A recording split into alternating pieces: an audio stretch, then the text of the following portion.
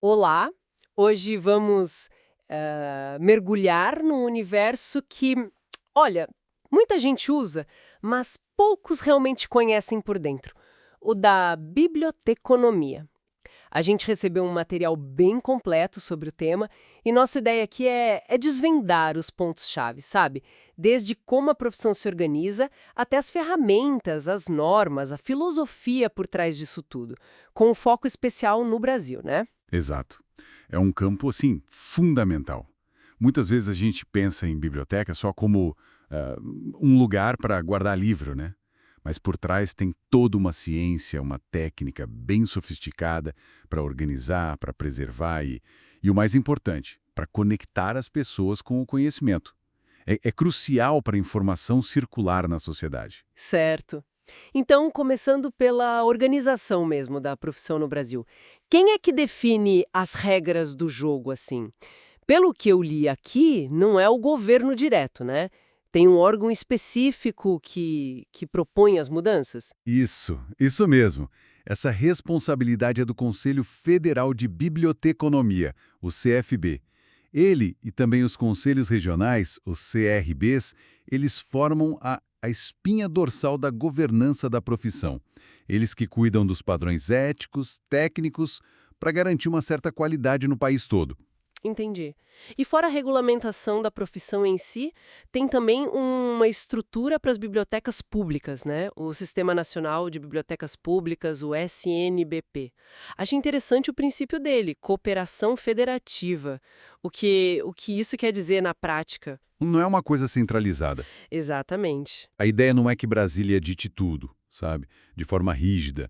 A cooperação federativa significa que, bem, os sistemas de bibliotecas em nível federal, estadual, municipal, eles colaboram, cada um respeitando a autonomia do outro, as competências. Ah, tá. É um jeito de equilibrar as diretrizes nacionais com as necessidades locais, que, poxa, no Brasil são super diversas, né? O que funciona numa capital pode não ser o ideal numa cidadezinha do interior, entende? Total sentido. Essa flexibilidade parece bem importante mesmo. E essa regulamentação, ela diferencia os níveis de profissionais. Eu vi que tem uma lei só para os técnicos em biblioteconomia. Sim, tem sim. É a Lei 9.674, de 1998. Isso mostra que o trabalho na biblioteca envolve várias funções, né? Diferentes qualificações. E cada uma precisa ter suas atribuições, suas responsabilidades bem claras. Não é só o bibliotecário com curso superior que faz a biblioteca funcionar, né? Tem toda uma equipe. Entendi, claro. Bom, então, saindo um pouco dessa parte da estrutura e entrando mais nas ferramentas do dia a dia. Quando a gente fala de organizar livro na estante ou informação num catálogo, sempre aparecem duas siglas: CDU e CDD. São os sistemas de classificação, certo? Correto. Essas são, talvez, as ferramentas mais emblemáticas da biblioteconomia. A classificação decimal universal, a CDU, e a classificação decimal de Dewey, a CDD. São sistemas que tentam, basicamente, criar um mapa organizado de todo o conhecimento humano. E a CDU, pelo que eu peguei aqui, ela tem uma origem curiosa, né? Baseada na classificação do tal Melville-Dewey. Sim, a CDU veio da CDD. O Melville Dewey criou a CDD lá no século XIX. Elas usam a mesma base decimal, sabe? Aquela ideia de dividir tudo em 10 classes principais, que depois vão se subdividindo. Uhum. Só que a CDU expandiu, adaptou o sistema. Ela usa símbolos, notações auxiliares para dar mais especificidade. Você pode combinar um assunto com um lugar ou uma língua ou uma época específica, por exemplo. Ah, eu vi uns exemplos aqui, tipo usar ponto para tempo ou igual para língua. Parece quase uma linguagem de código para o conhecimento. Tinha até um número específico, 37, para educação, na CDU. Exatamente essa ideia. A ambição é grande, né? Permitir classificar qualquer assunto, por mais específico que seja, de um jeito lógico, que facilite achar depois.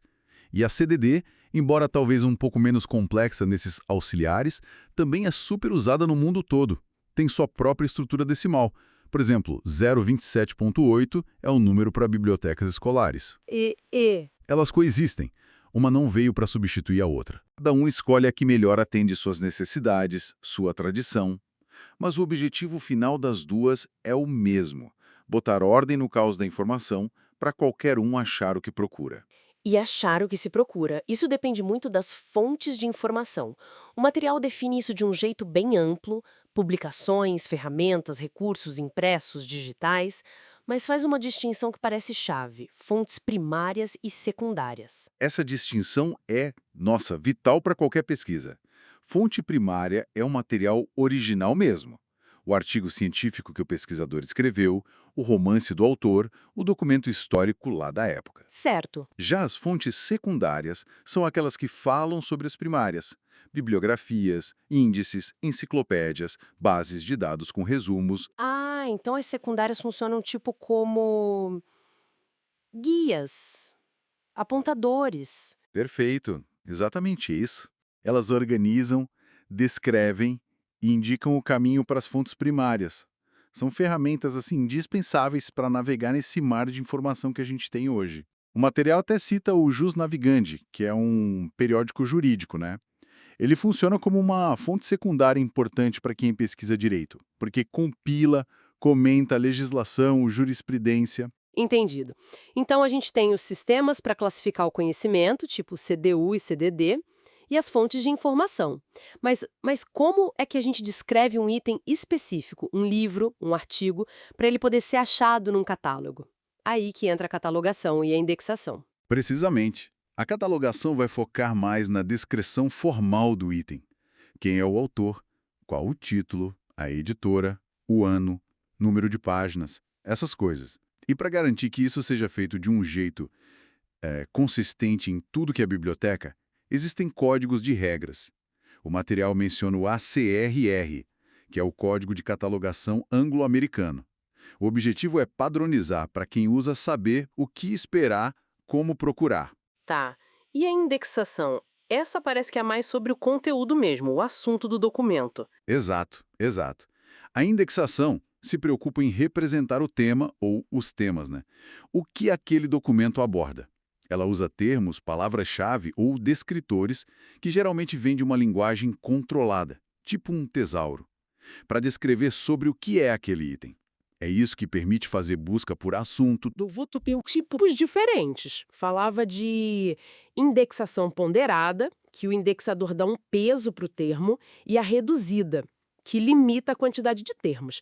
Para que isso serve? São maneiras de refinar a representação do conteúdo, né? A ponderada tenta dizer quais termos são mais importantes naquele documento específico. A reduzida busca ser mais direta, mais concisa. A escolha depende do nível de detalhe que você precisa para recuperar a informação depois. Mas o essencial é que a indexação, junto com ferramentas como os tesauros... Ah, os tesauros. Isso. Eles organizam os termos, mostram as relações entre eles, tipo Brasil é um termo específico de América do Sul, ou gafanhoto é um tipo de inseto. Tudo isso ajuda a achar informação relevante, mesmo que você não use exatamente a mesma palavra que o autor usou no texto original. Falando nisso, em achar informação relevante e facilitar a vida de quem usa a biblioteca, isso me leva direto para uma figura que o material destaca bastante, S.R. Ranganathan, e as 5 leis da biblioteconomia dele. Parecem ser tipo a filosofia por trás de tudo isso. Sem dúvida alguma, Ranganathan ele era bibliotecário e matemático, indiano. Formulou essas leis lá nos anos 30, e elas continuam sendo pilares da biblioteconomia até hoje. O grande lance delas é que mudam o foco. O foco não é só o livro, é o leitor, é o uso da informação. Quais são elas mesmo? Eu lembro de ler Os livros são para usar, A cada leitor seu livro, A cada livro seu leitor, Poupe o tempo do leitor e A biblioteca é um organismo em crescimento. É isso. Perfeito. A primeira, os livros são para usar, já quebra aquela ideia antiga de biblioteca como um depósito intocável, né? A segunda, a cada leitor, seu livro, e a terceira, a cada livro, seu leitor, elas focam na conexão.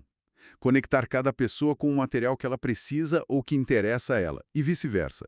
Garantir o acesso é a chave aqui.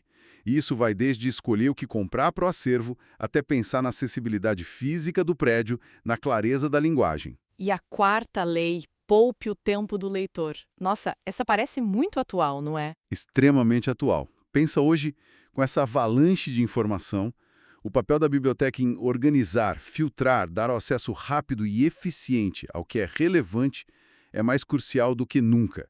Serviços eficientes, catálogos fáceis de usar, sistemas de busca bons, tudo isso vem dessa lei. É um diferencial enorme na avaliação dos serviços hoje em dia. E a quinta, a biblioteca é um organismo em crescimento. O que significa isso? Essa lei reconhece que a biblioteca não pode ser estática. Ela tem que se adaptar o tempo todo. Novas tecnologias aparecem, novos formatos de informação surgem, do papiro ao e-book, né? As necessidades da comunidade mudam. Ela precisa crescer, evoluir para continuar sendo relevante. Essa visão dinâmica é fundamental. Interessante. E vale lembrar que essa preocupação com organizar o conhecimento universal não é só do Ranganathan, vem de antes. O Paul Ottley, por exemplo, lá no começo do século XX, já pensava em integrar informação de biblioteca, arquivo, museu. Ele sonhava com um acesso universal ao saber. Para promover a paz mundial, uma visão bem à frente do tempo dele. Uau! E essa ideia de ordem, de acesso universal, também tem a ver com a necessidade de padronização, como as normas da ABNT no Brasil, imagino. Elas parecem cobrir tudo, né? Sim, as normas da ABNT, a Associação Brasileira de Normas Técnicas, são essenciais para a comunicação técnica e científica aqui no Brasil. Elas definem desde como formatar as sessões de um trabalho acadêmico, sabe? Numeração, alinhamento, para ficar tudo claro visualmente. É até como definir quem é o autor de uma obra, né? Se é uma pessoa física ou se é uma entidade, tipo uma universidade responsável por uma publicação institucional. Exato. E também como fazer as referências de diferentes tipos de documentos, como legislação, por exemplo, ou que informações colocar num guia sobre uma biblioteca, um centro de documentação, endereço, telefone, essas coisas. O objetivo é sempre o mesmo: clareza, consistência e fazer com que a informação converse entre diferentes lugares. Mas teve um ponto interessante sobre referências de legislação na NBR 6023. O material comentava que talvez fosse preciso checar a versão mais atual da norma sobre transcrever emendas. Isso mostra como é importante ficar sempre atualizado, né? Com certeza absoluta. As normas não são escritas em pedra, elas evoluem. São revisadas, atualizadas de tempos em tempos. Quem trabalha com informação precisa ficar de olho nessas mudanças, para garantir que está aplicando a diretriz correta. É um desafio constante, sim, mas é necessário para manter a qualidade, a conformidade. E falando em contextos diferentes, o material menciona vários tipos de bibliotecas, universitárias, públicas, infantis, escolares, cada uma com seu público, seu foco. Sim, cada tipo tem uma missão específica, né? As universitárias estão ali para apoiar o ensino superior, a pesquisa. As escolares servem os alunos, os professores dentro da escola. As públicas têm um papel mais amplo na comunidade. São centros de cultura, de informação, de lazer para todo mundo. E as infantis, claro, super especializadas nas necessidades dos pequenos leitores. E a ideia de biblioteca é antiga pra caramba, né? A Biblioteca de Alexandria sempre aparece como um marco histórico. Assim, é um símbolo muito poderoso do esforço humano para juntar e organizar o conhecimento mesmo lá na antiguidade. Mostra como essa instituição é importante há tanto tempo. E dentro das bibliotecas, até os acervos têm nomes específicos dependendo do que guardam. Um acervo de jornais e revistas é uma hemeroteca, certo? Correto. Assim como tem mapotecas para mapas, fototecas para fotos, são termos que ajudam a gente a descrever coleções mais especializadas. E para identificar os livros de um jeito único no mundo todo, tem o ISBN. Isso, o International Standard Book Number.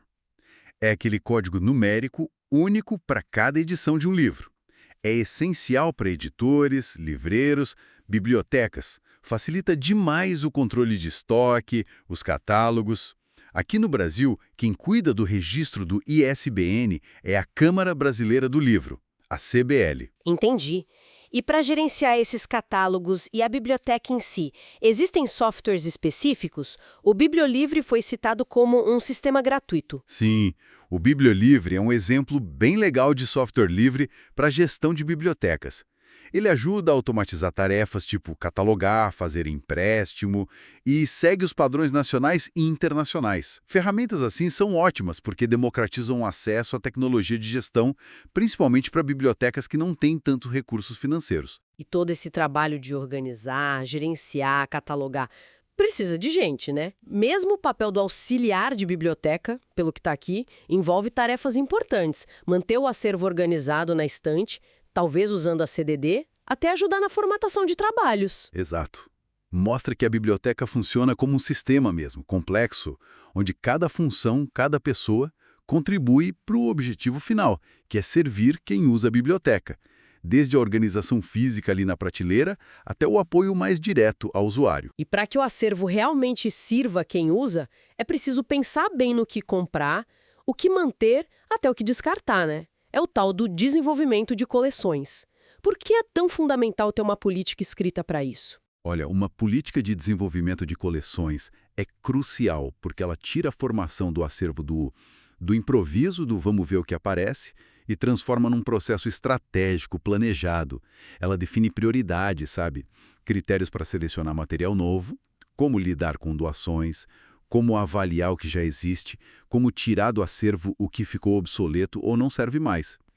Ela garante que os recursos, que são sempre limitados, né, sejam usados da melhor forma para atender às necessidades de informação da comunidade e aos objetivos da biblioteca, da instituição.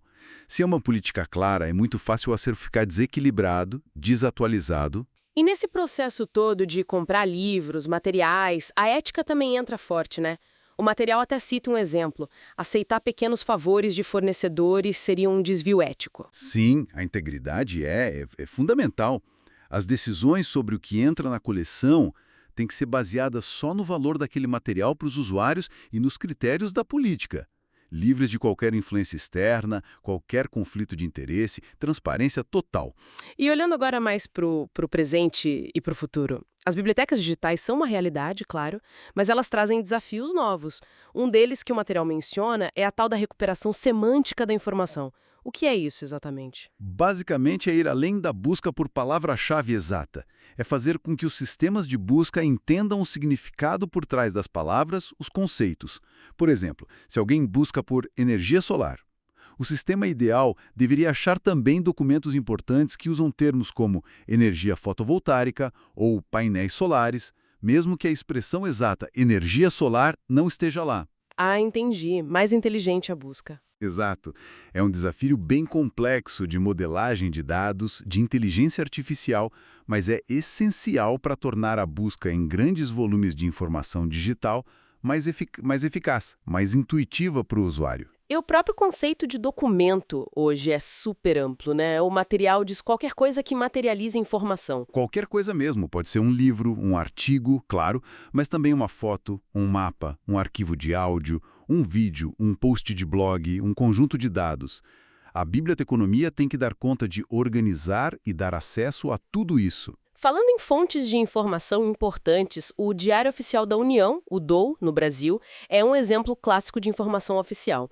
E ele tem uma estrutura bem definida em seções, né? Sim, ajuda bastante a organizar. A seção 1 traz os atos normativos gerais, tipo leis, decretos. A seção 2 é mais sobre assuntos de pessoal do Serviço Público Federal. E a seção 3 publica contratos, editais, avisos. Essa estrutura facilita encontrar a informação específica que você está procurando. E hoje o acesso é bem mais fácil, né?